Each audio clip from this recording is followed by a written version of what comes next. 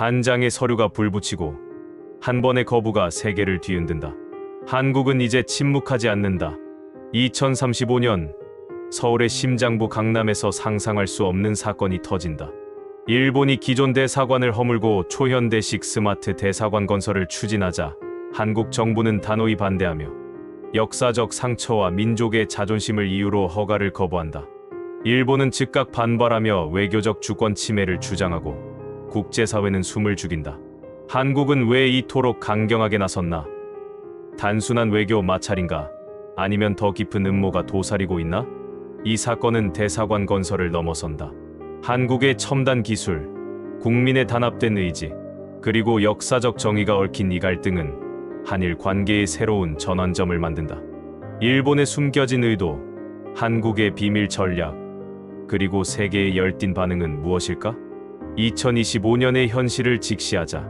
한일 관계는 과거사와 영유권 문제를 둘러싸고 여전히 불안정하다. 2024년 일본은 독도 영유권을 재차 주장하며 한국 국민의 분노를 샀다. 연합뉴스 2024점. 같은 해 일본의 역사 교과서 왜곡은 양국 간 신뢰를 다시금 흔들었다. 중앙일보 2024점. 반면 한국은 기술 강국으로서 글로벌 영향력을 확대하고 있다. 삼성전자는 2024년 세계 AI 칩 시장의 15%를 점유했고, 조선일보 2025 한화 시스템에 들어오는 민간과 공공 부문에서 혁신을 주도한다. 박원곤 이화여대 교수는 경고했다. 코리아 헤럴드 2025. 일본의 대사관 재건은 단순한 건축 프로젝트가 아니다. 이는 역사적 상처를 덮고 지정학적 영향력을 확대하려는 도발이다. 재팬타임스 2025는 한국의 강경 대응을 외교적 폭탄이라 표현하며 한국의 AI 기술이 이 갈등의 핵심에 있다고 보도했다. 오늘 우리는 이 외교적 충돌의 배후를 파헤치는 가상의 이야기를 펼친다. 일본의 비밀 계획, 한국의 첨단 기술, 그리고 국민의 뜨거운 목소리가 얽힌 이 이야기는 단순한 갈등이 아니다. 이는 한국의 자존심, 역사, 그리고 미래를 건 싸움이다.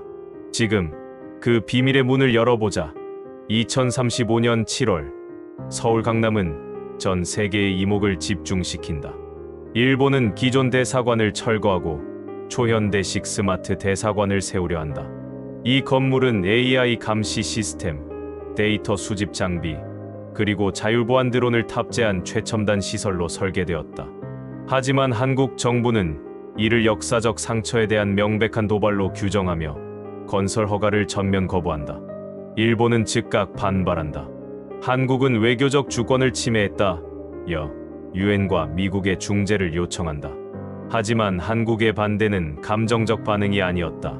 비밀리에 수집된 정보에 따르면 일본의 스마트 대사관은 한국 내 민감한 데이터를 수집하고 지역 내 지정학적 영향력을 확대하기 위한 첩보 기지로 설계되었다. 한국은 즉각 행동에 나선다. 한화 시스템의 최신 AI 드론 200대가 대사관 부지에 배치된다. 이 드론은 2024년 민간 부문에서 99% 감시 정확도를 기록한 모델로 홀로그램 장벽을 세우고 건설 장비를 무력화한다. 연합뉴스 2025점. 동시에 시민들은 거리로 나와 과거를 덮으려는 시도는 용납할 수 없다를 외친다. SNS는 샤벽사 지키기 해시태그로 뜨겁게 달아오른다. 한국의 기술은 세계를 선도한다.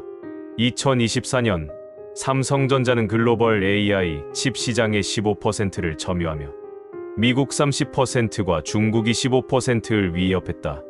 조선일보 2025점.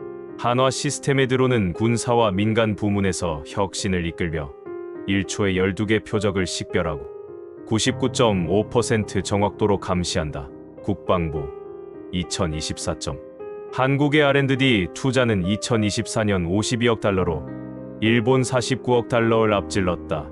SIPRI 2024점. 한일 관계는 여전히 과거사로 얼룩져 있다. 2024년 일본의 독도 영유권 주장과 역사 교과서 왜곡은 한국 국민의 강한 반발을 불러일으켰다. 중앙일보 2024점. 내셔널 인터레스트 2025는 한국의 외교적 단호함은 첨단 기술과 국민적 단합의 결합이라 평가했다. 한국은 기술을 외교 무기로 활용하며 글로벌 영향력을 확대하고 있다. 첫 번째 반전이 터진다.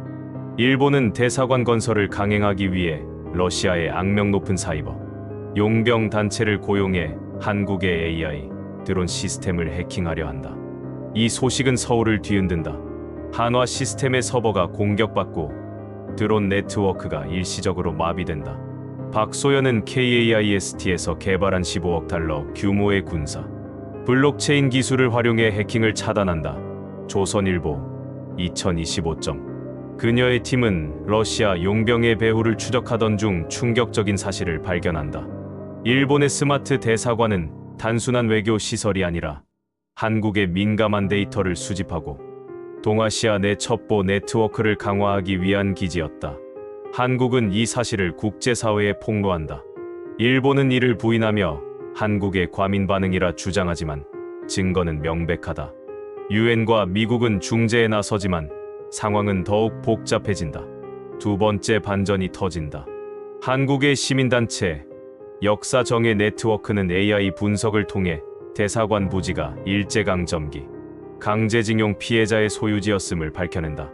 이 땅은 1940년대 일본에 의해 강탈된 후 대사관으로 사용되었다.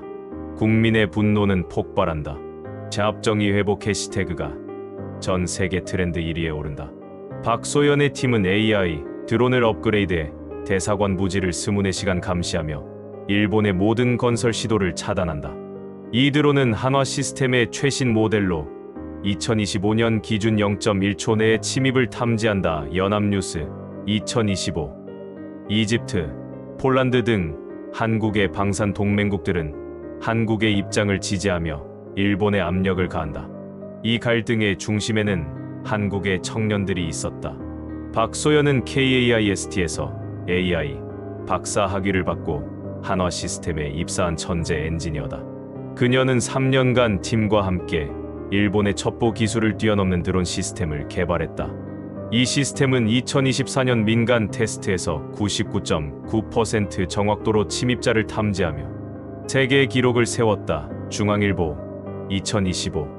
시민단체의 리더 25세 대학생 김민재는 AI 기반 데이터 분석으로 대사관 부지의 역사를 복원했다. 그의 팀은 일제강점기 문서를 디지털화해 피해자 가족의 권리를 증명했다. 이 자료는 유엔 인권위원회에 제출되며 일본에 국제적 압박을 가한다. 세 번째 반전이 터진다. 일본 내 진보 단체들이 한국의 폭로에 동조하며 도쿄에서 시위를 벌인다. 과거사를 덮으려는 대사관 계획을 철회하라는 목소리가 커진다. 일본 정부는 궁지에 몰린다. AI, 드론, 블록체인 기술은 외교의 양상을 바꾼다. 속도 한화의 드론은 0.1초 만에 침입을 감지한다. 정확도 AI는 데이터 분석 오차를 0.05%로 줄인다. 인간의 역할 랜드 코퍼레이션 2025은 2040년까지 외교 협상의 50%가 AI로 지원될 것이라 예측했다.